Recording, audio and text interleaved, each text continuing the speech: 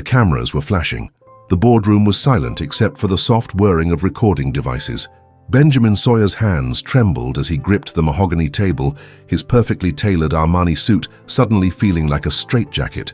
Sweat beaded on his forehead despite the air conditioning humming at exactly 68 degrees, the temperature he demanded in every Sawyer hospitality property across America. "Mr. Sawyer," the reporter's voice cut through the tension like a blade. "Do you have anything to say about the video that has now reached 53 million views?" Benjamin's throat felt like sandpaper. Behind him, his PR team exchanged panicked glances. His legal counsel, Marcus Webb, leaned forward with the practiced calm of a man who'd spent 20 years cleaning up corporate messes. But this wasn't just another scandal. This was different. This was personal. The massive screen on the wall flickered to life, displaying the video that had destroyed everything he'd built in just 48 hours. There he was, standing in the marble-floored dining room of Pinnacle, his flagship restaurant in downtown Chicago, pointing an accusatory finger at a young man with Down syndrome. "You're fired," his recorded voice echoed through the boardroom. "This is a five-star establishment, not a charity case."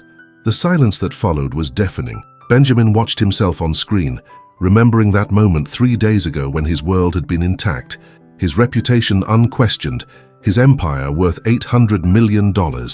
Now, as he sat surrounded by the wreckage of his life, Benjamin realized he was about to lose everything he'd spent 30 years building, and it had all started with one moment of cruelty toward a gentle soul named Noah. But how had it come to this?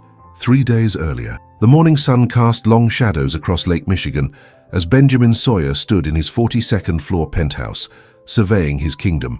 Chicago stretched out before him like a chessboard, and he was the master player. From his floor-to-ceiling windows, he could see 4 of his 12 luxury hotels dotting the skyline, their glass facades reflecting the early light like monuments to his success. At 52, Benjamin had built Sawyer Hospitality from a single failing diner in Naperville into one of the most prestigious hospitality empires in the Midwest. His hotels were synonymous with perfection, every detail scrutinized, every employee held to impossible standards, every guest experience curated to flawless precision. "Your 10 o'clock is here, Mr. Sawyer," his assistant's voice crackled through the intercom. Benjamin adjusted his tie, a habit that had become unconscious over the years, and walked toward his private elevator. The walls of his penthouse were lined with awards: Forbes Hotelier of the Year 3 times running, Chicago Business Journal's Entrepreneur of the Decade, and dozens of 5-star ratings from every major travel publication. But it wasn't the accolades that drove him. It was the memory of his father, Frank Sawyer, standing over a 12-year-old Benjamin in their cramped apartment in Cicero, screaming about standards and excellence while waving a report card marked with A- grades. "Second place is first loser, boy," his father had shouted, the smell of bourbon heavy on his breath. "You think the world owes you something? You think average gets you anywhere?" Benjamin had never forgotten those words.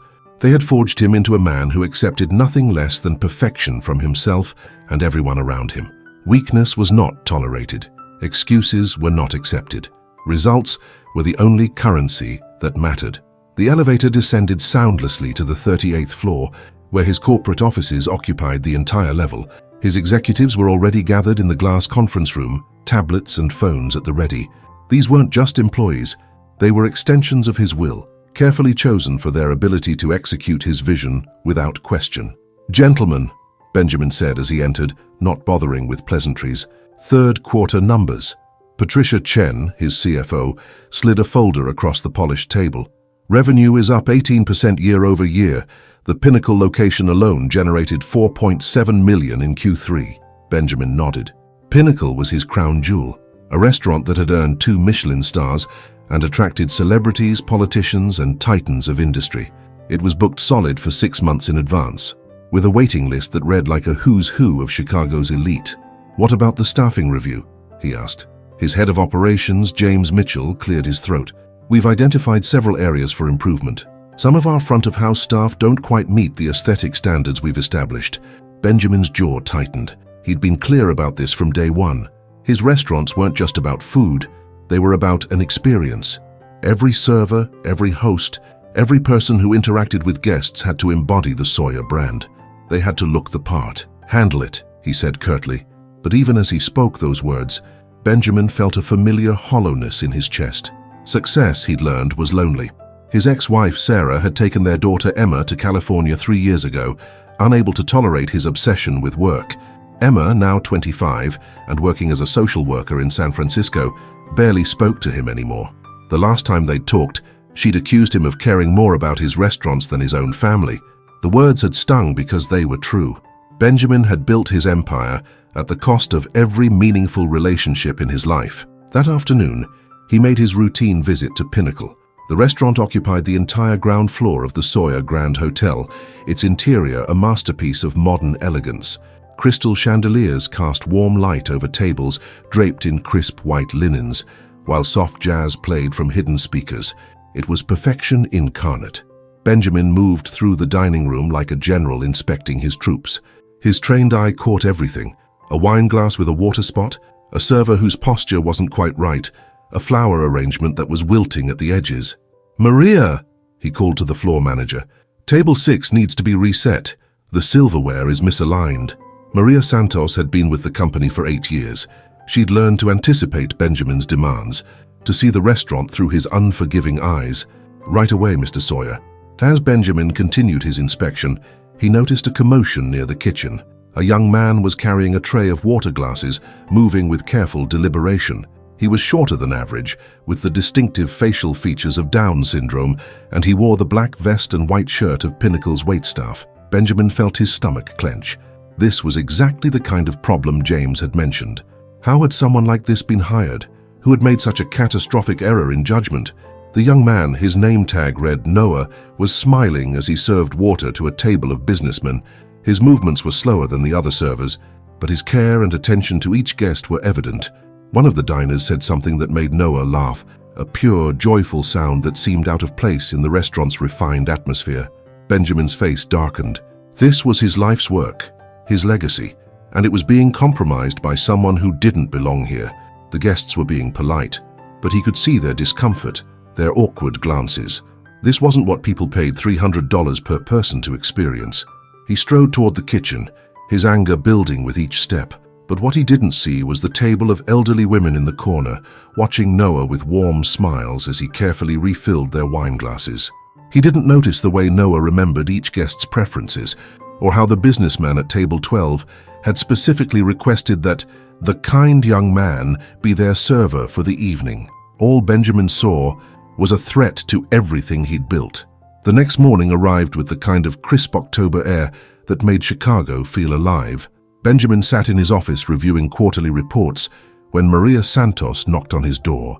Her expression was troubled, and she clutched a clipboard against her chest like armor. "Mr. Sawyer, could I have a word?" Benjamin gestured to the chair across from his desk without looking up from his tablet. "Make it quick. I have a conference call with the board in 10 minutes.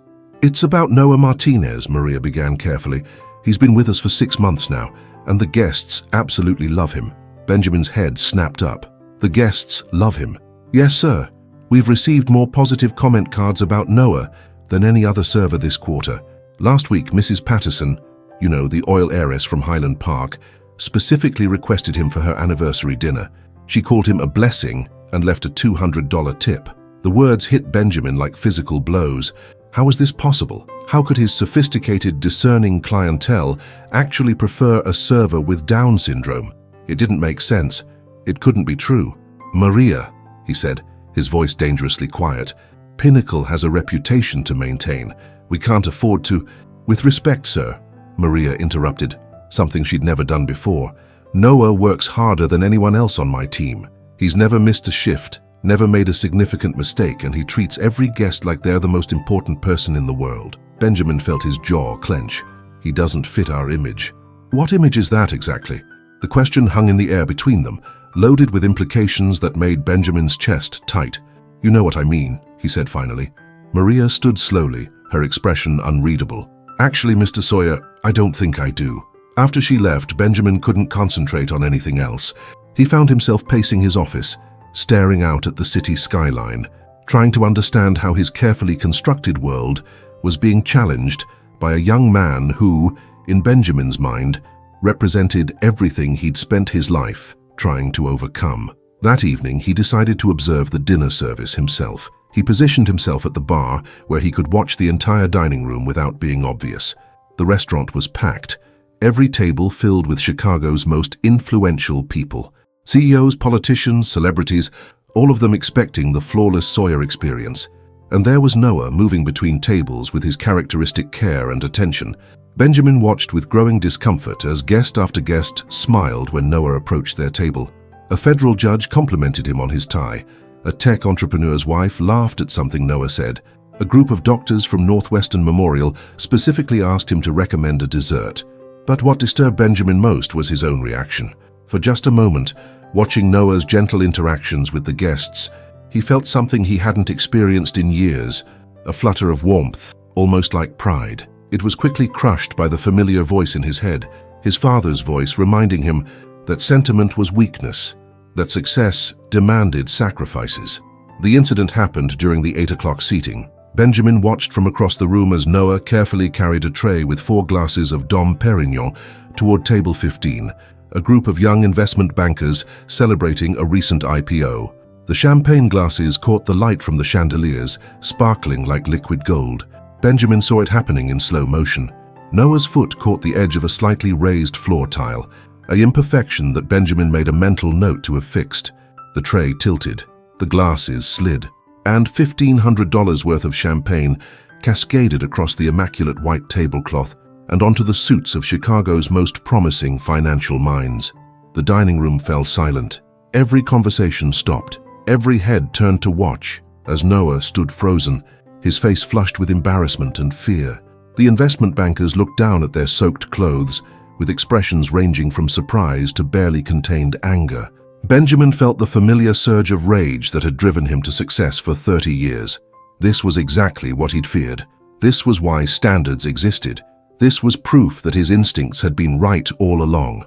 He was across the restaurant before he'd even consciously decided to move, his polished shoes clicking against the marble floor like a countdown to disaster. The other servers scattered as he approached, recognizing the expression on his face, the same look he wore when closing deals with billion-dollar corporations or firing executives who'd failed to meet his expectations. "Noah," Benjamin's voice carried across the suddenly silent dining room. "What did you just do?" Noah's eyes were wide with terror.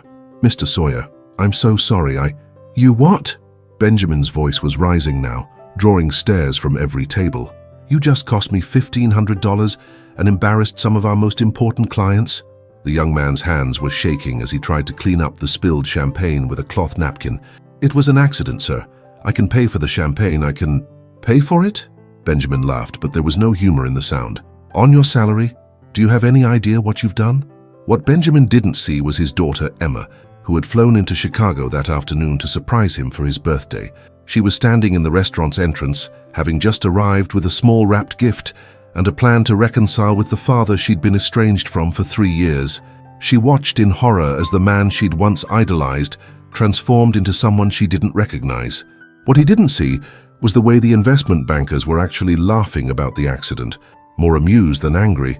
One of them was already reaching for his wallet to tip Noah extra for his obvious distress. What he didn't see was Maria Santos standing by the kitchen door, her phone in her hand recording everything. All Benjamin saw was his worst nightmare playing out in front of Chicago's elite.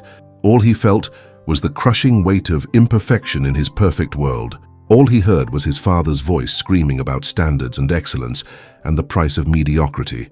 "You're fired," Benjamin said, his voice carrying to every corner of the restaurant. "This is a 5-star establishment, not a charity case." The words hung in the air like a curse. Noah's face crumpled, but he didn't cry. Instead, he nodded slowly, untied his apron with trembling hands, and placed it carefully on the nearest table. "I understand, Mr. Sawyer," he said quietly, his voice barely audible in the silent restaurant. "I'm sorry I disappointed you." As Noah walked toward the exit, his head held high despite his obvious pain, Benjamin felt a strange sensation in his chest. For just a moment, it felt like his heart was breaking, but he crushed the feeling immediately, telling himself he'd done what was necessary. He'd maintained his standards. He'd protected his reputation. He had no idea that in 36 hours, those words would destroy everything he'd spent his life building. Benjamin woke up on Wednesday morning to his phone buzzing incessantly on the nightstand. The display showed 43 missed calls and over 200 text messages.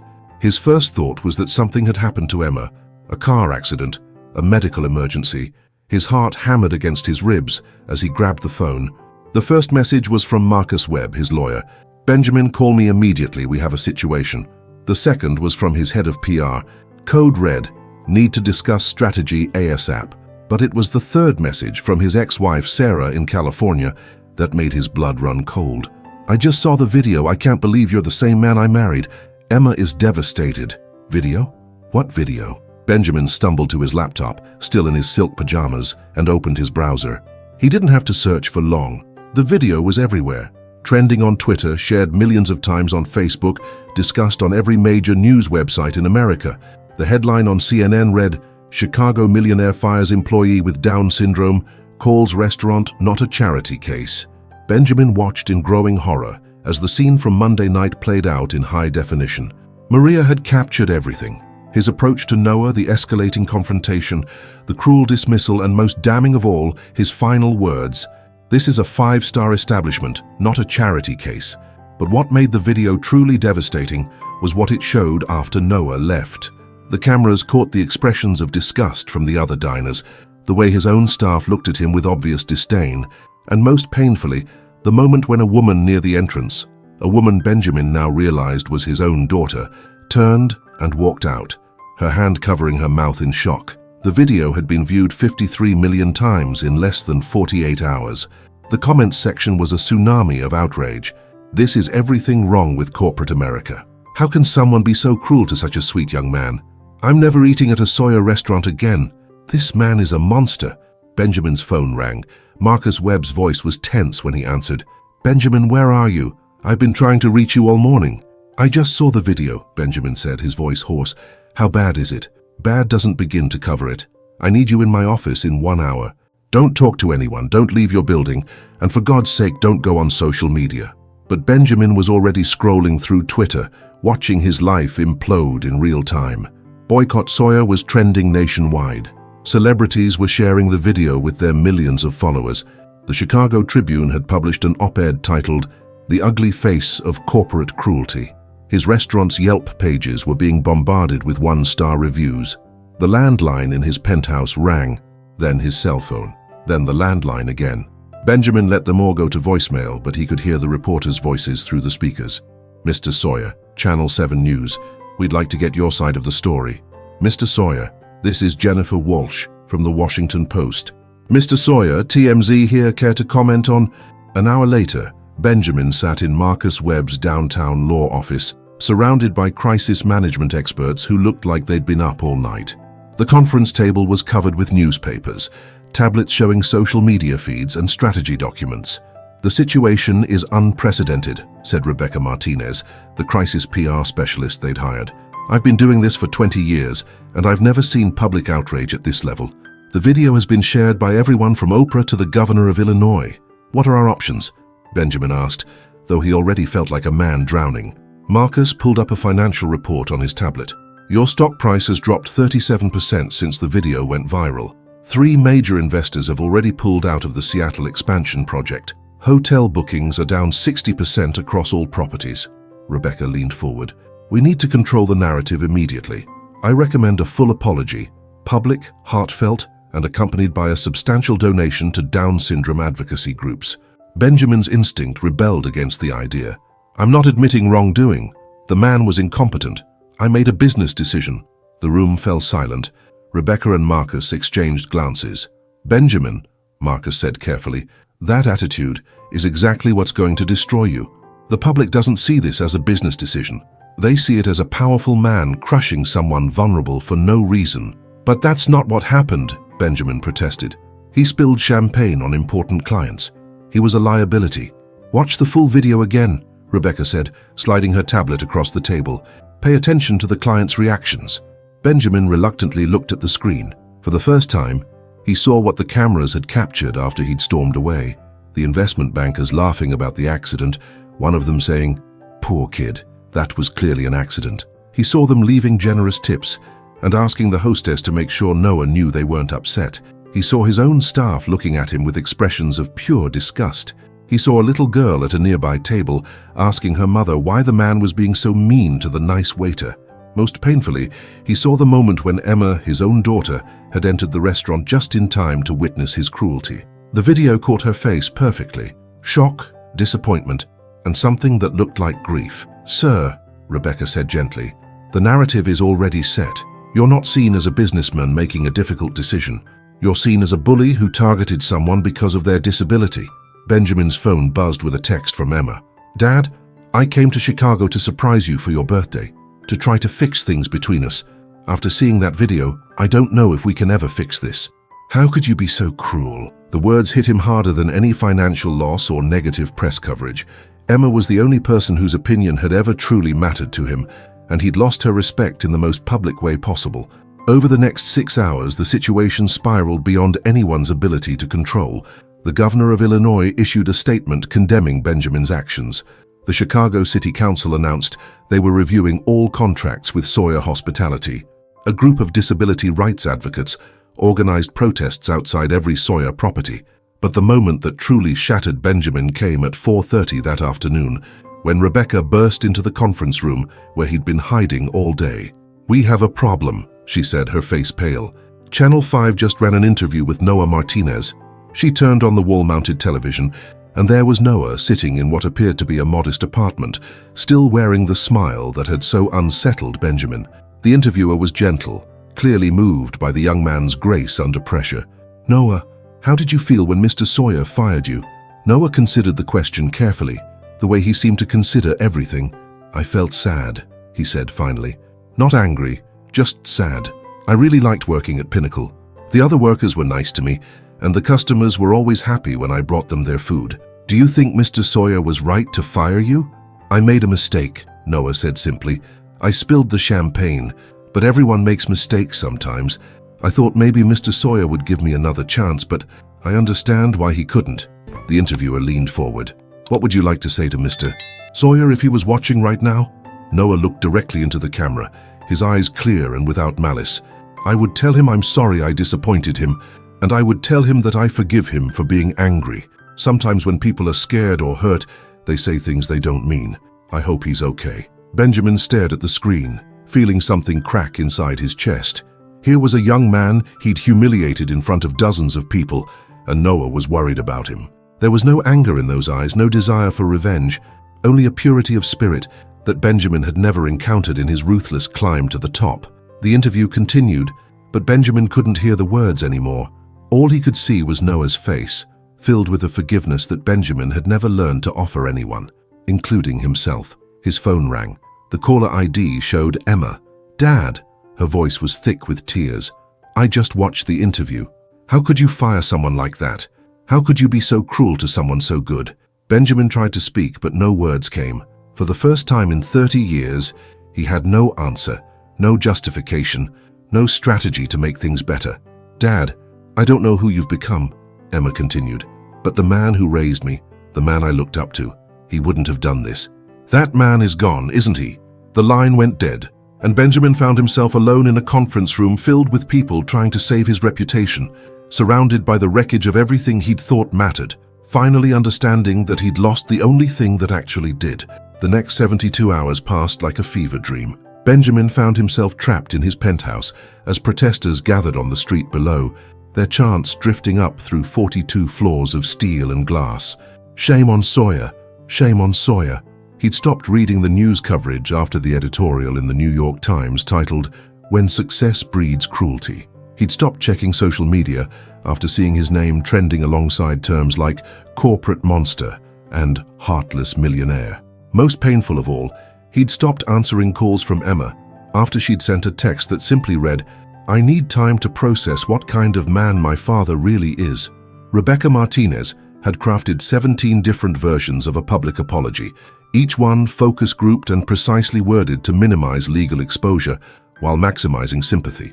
But every time Benjamin sat down to record the video, the words felt hollow in his mouth. How could he apologize for something he wasn't sure he understood?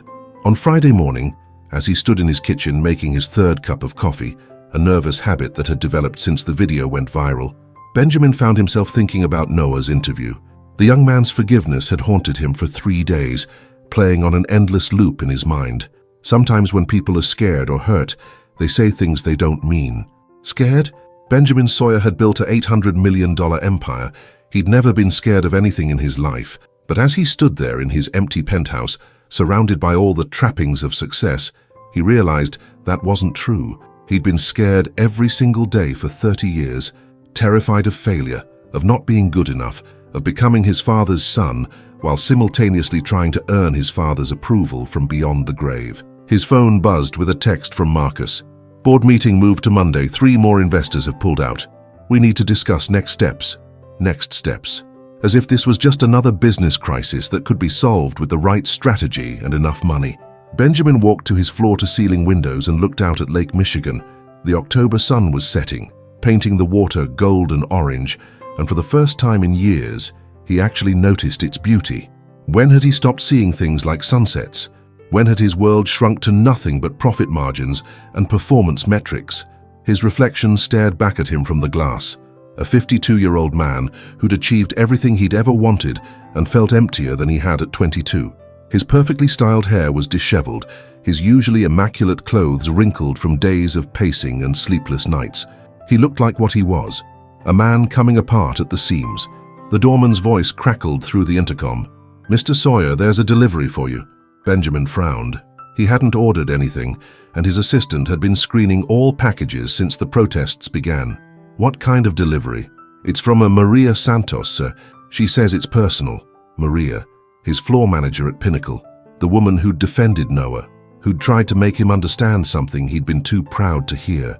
Benjamin's stomach clenched as he realized she was probably delivering her resignation letter. 5 minutes later, he opened his door to find a small package wrapped in brown paper. Inside was a photo album and a handwritten note. "Mr. Sawyer, I thought you should see these. They're pictures our staff took of Noah during his 6 months with us. I hope they help you understand what we've lost." Maria Benjamin's hands trembled as he opened the album. The first photo showed Noah on his first day, grinning widely as he pinned his name tag to his vest. His joy was infectious, even in a photograph. The second showed him carefully setting a table, his tongue poking out slightly in concentration. The third captured him laughing with Maria in the kitchen, flour somehow dusting his dark hair.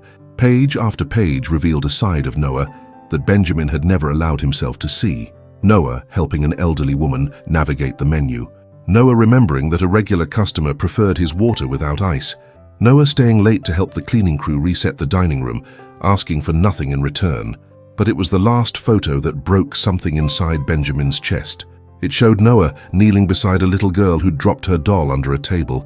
He was gently returning the toy to her, while her parents watched with the kind of grateful smiles that money couldn't buy. The caption in Maria's handwriting read, "This was the day before you fired him." The little girl asked her parents if Noah could be her waiter every time they came to dinner. Benjamin sank into his leather armchair, the album clutched against his chest. For 30 years he'd measured success by numbers, revenue, profit margins, star ratings, award counts. But here was proof of something he'd never learned to value, the simple human impact of treating people with kindness. His phone rang. Emma's name appeared on the screen. "Dad?" Her voice was soft, uncertain. "Emma," the word came out as barely a whisper. "I saw the news about the protests. Are you okay?" Benjamin almost laughed at the question. Was he okay? He'd lost his reputation, his business was crumbling, his staff was resigning en masse, and the woman he'd hoped to reconcile with now saw him as a monster. But somehow, hearing concern in his daughter's voice felt like the first good thing that had happened all week. "I don't know," he said honestly. "I don't know if I've been okay for a very long time. Dad, I keep thinking about when I was little, and you used to read me stories about people who made mistakes but found ways to make them right. Do you remember that?" Benjamin did remember. Before the divorce, before Emma had become a stranger, he'd spent countless nights reading her fairy tales and fables about redemption and second chances, stories he'd somehow forgotten applied to real life. "I remember," he said. "The man in those stories, and that's who I thought you were. That's who I want to believe you still are."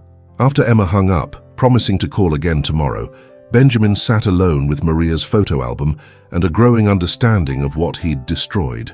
Not just his business or his reputation, but something more fundamental, his own humanity. He pulled out his laptop and for the first time in days, did something that had nothing to do with damage control or legal strategy. He searched for information about Noah Martinez. What he found surprised him.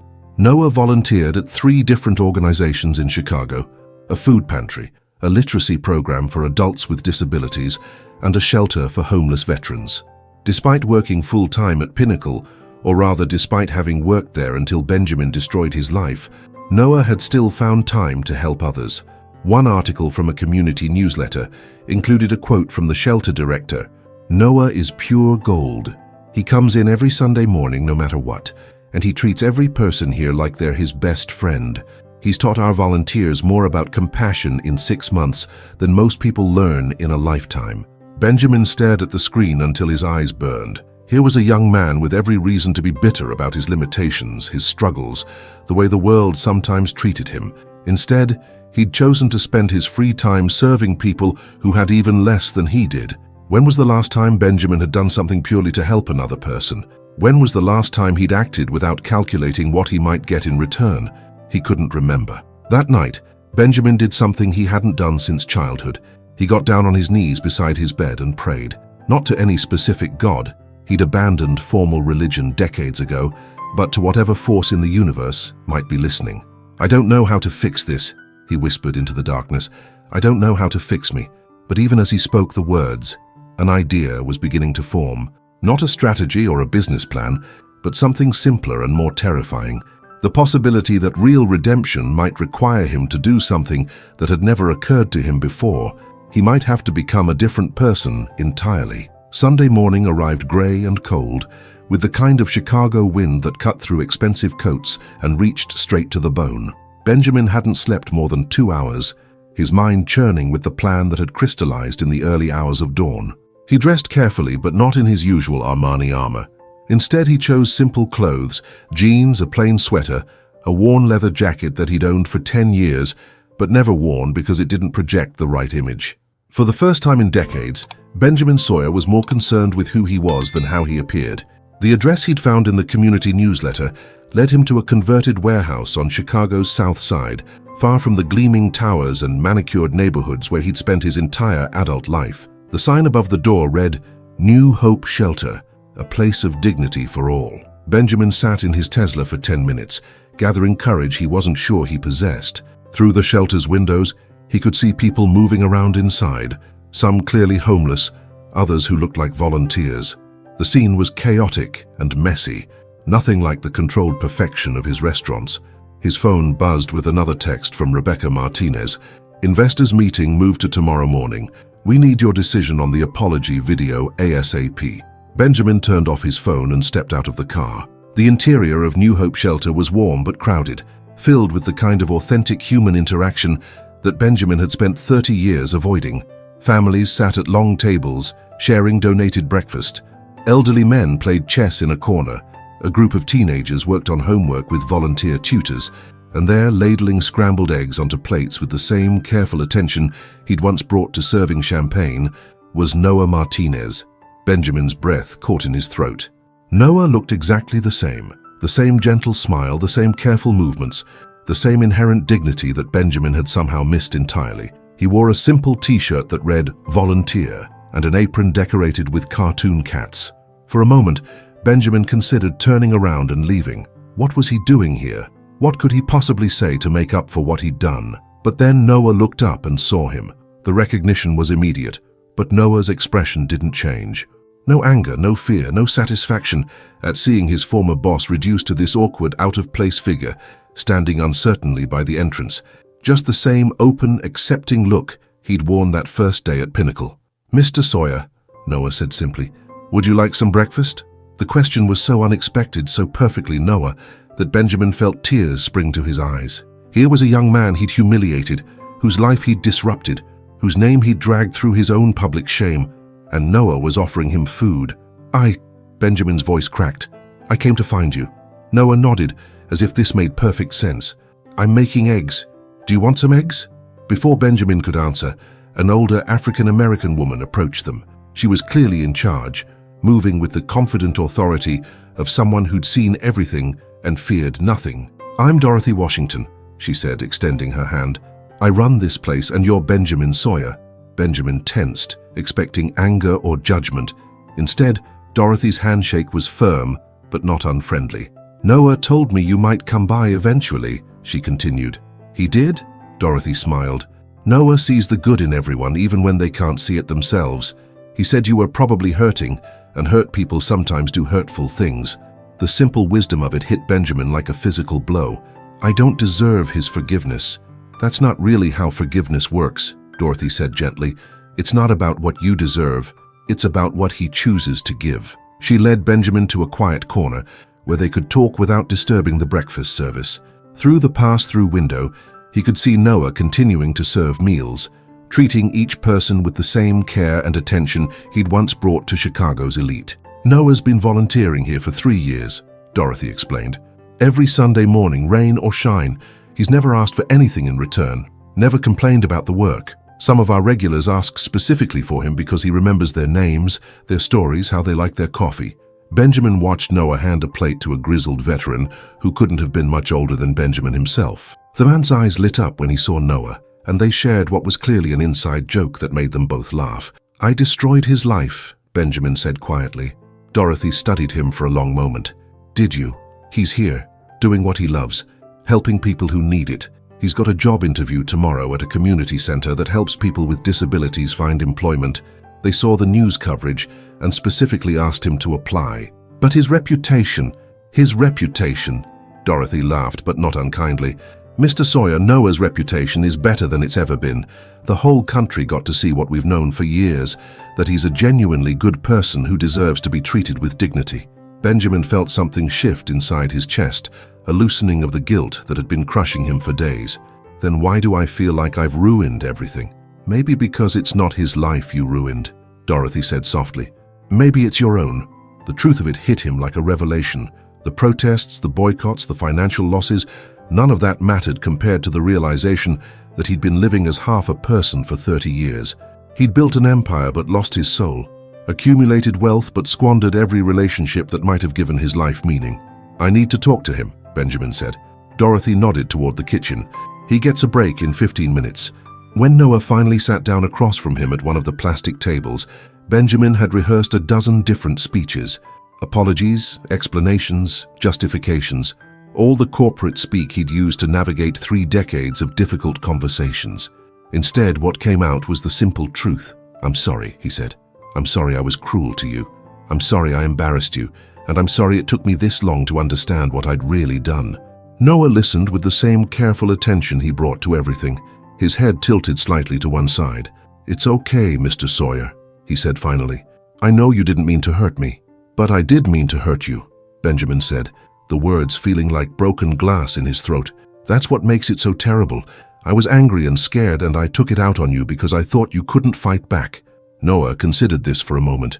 "Why were you scared?" The question was so direct, so innocent, that Benjamin found himself answering with more honesty than he'd shown anyone in years. "Because I've spent my whole life trying to be perfect," he said. "And when I saw you making a mistake, I saw myself making mistakes and I couldn't handle it."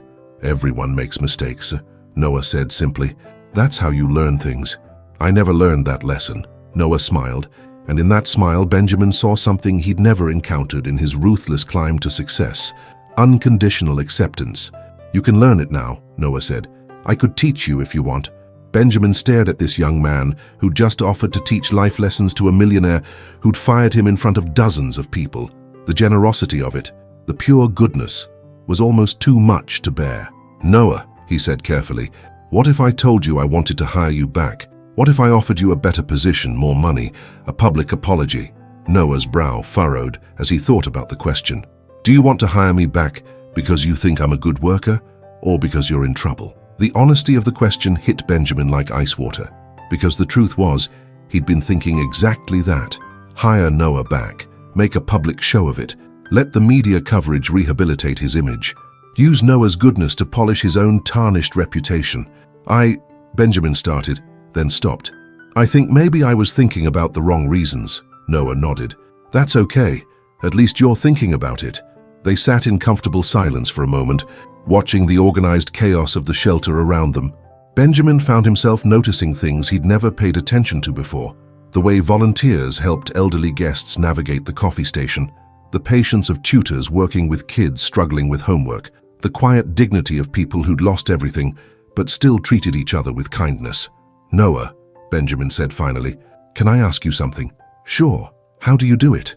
How do you stay so good, even when people are cruel to you, even when the world isn't fair?"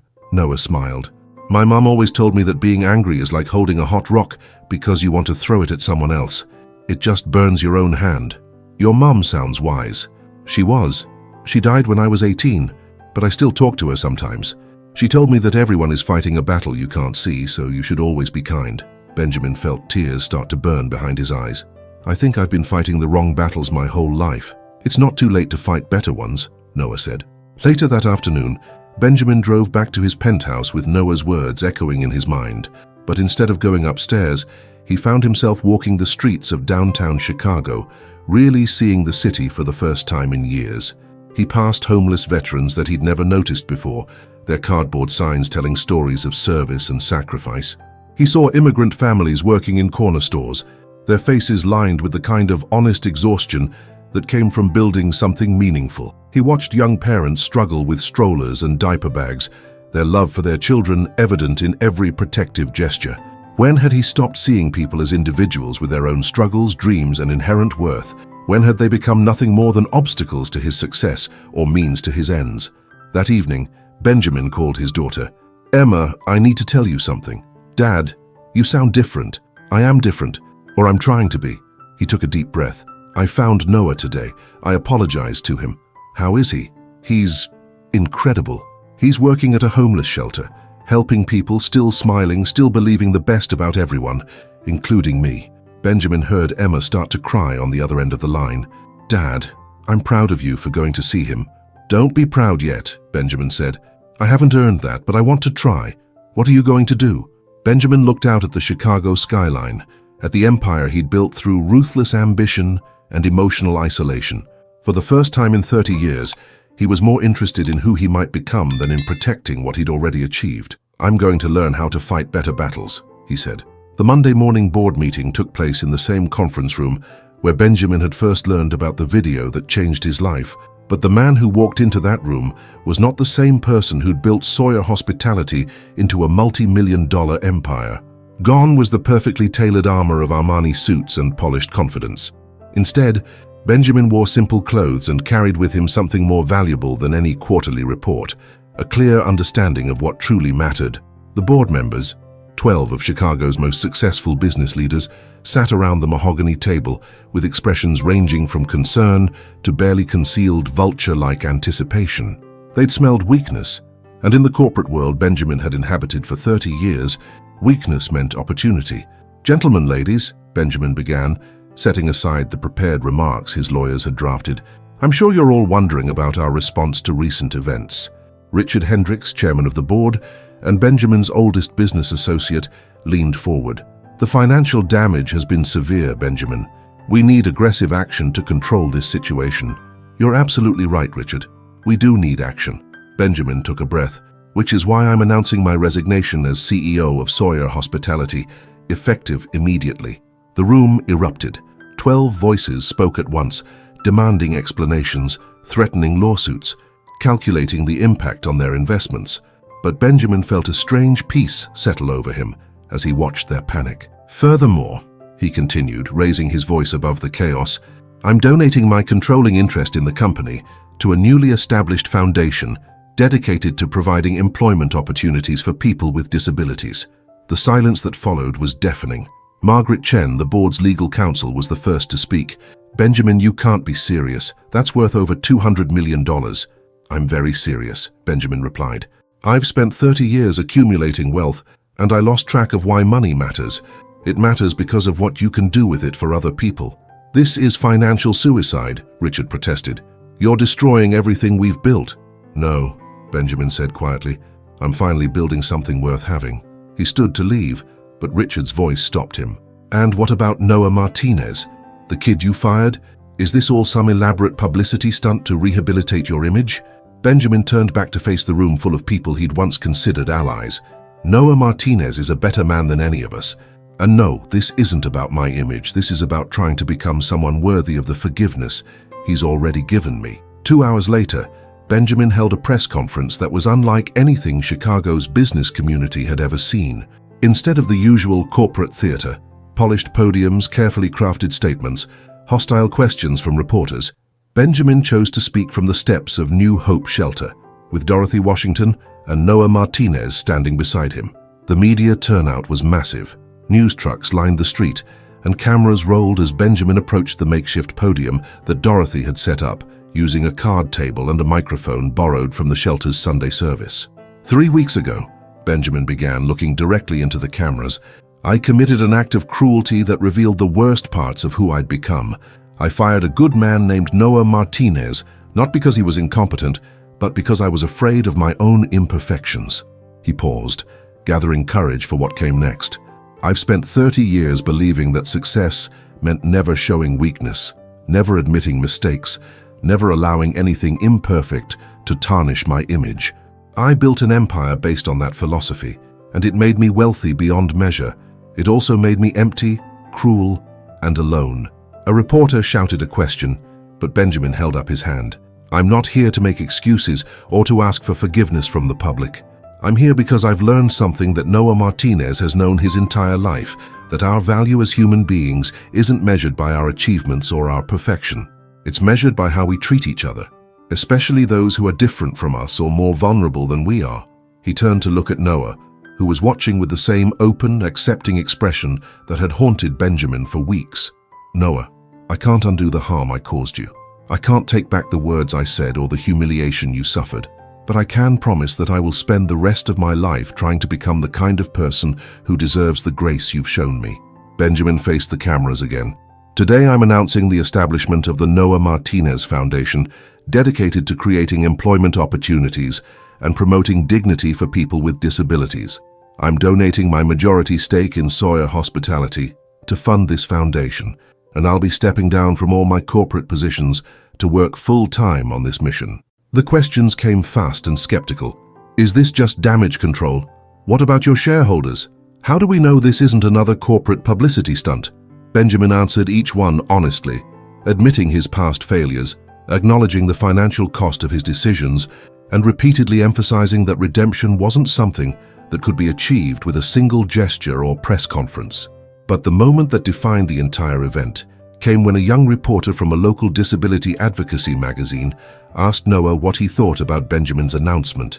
Noah stepped up to the microphone with the same careful attention he brought to everything. The crowd of reporters and cameras fell silent, waiting for his response. Mr. Sawyer hurt my feelings, Noah said simply, but hurt feelings heal. What makes me happy is that maybe other people like me will get good jobs because of what happened. That makes the hurt feelings worth it. He paused, looking out at the sea of journalists with their notebooks and recording devices. I think Mr. Sawyer is learning that being successful isn't about being perfect. It's about being kind, and everyone can learn to be kinder.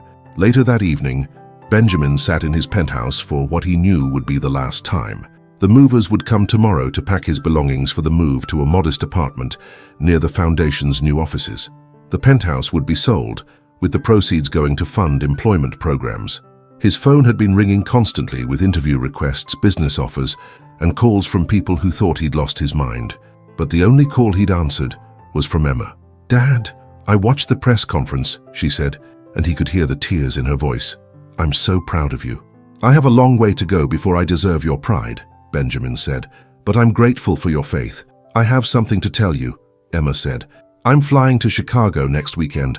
I want to volunteer at the shelter with you and Noah." Benjamin felt his chest tighten with emotion he hadn't allowed himself to feel in decades. "I'd like that very much." After they hung up, Benjamin walked to his windows one last time and looked out at the city skyline. Somewhere out there, Noah Martinez was probably reading bedtime stories to children at a group home, or helping elderly residents at an assisted living facility, or simply being the same beacon of goodness he'd always been. Benjamin had lost his empire, his fortune, and his reputation, but in return, he'd found something infinitely more valuable, the possibility of becoming a person worthy of love and respect, not for what he'd accomplished, but for how he chose to treat the most vulnerable people in his world. 6 months later, the Noah Martinez Foundation had created employment opportunities for over 300 people with disabilities across the Midwest. Benjamin worked 16-hour days, not from obsession or ambition, but from joy. He'd discovered that helping others succeed was more fulfilling than any personal achievement he'd ever experienced. Noah had become the foundation's official spokesperson, traveling to conferences and schools to share his story of forgiveness and resilience.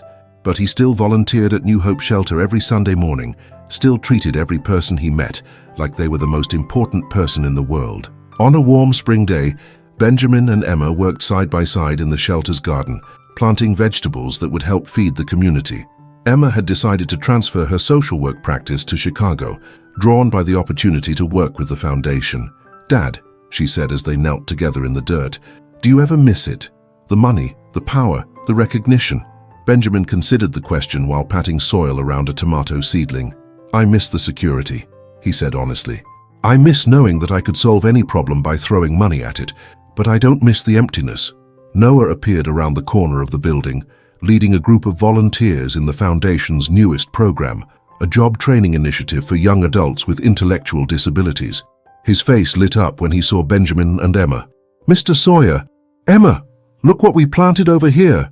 They followed him to a section of the garden where his trainees had created a beautiful flower bed. The young adults beamed with pride as they showed off their work, and Benjamin felt the familiar warmth that had replaced his old hunger for profit and control. "It's beautiful," he told them, and meant it. As the sun set over Chicago, Benjamin stood surrounded by people he'd learned to value. His daughter, whose respect he'd finally earned.